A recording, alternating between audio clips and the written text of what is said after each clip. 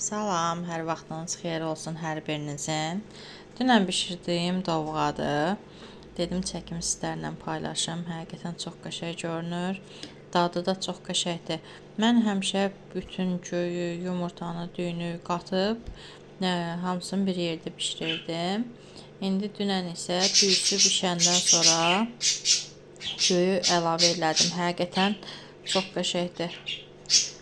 Bilirsiniz necə, həm qatı alınır, həm də ki, yəni qaymaq dadında olur da elə olanda. Fərqi həqiqətən çox imiş, onu demək istəyirəm. Çox qəşəngdir. Həm də mən noxudlu sevirəm, noxudlu eləmişəm. Deyirsiniz ki, çox qatıdır, belə dovğam olur.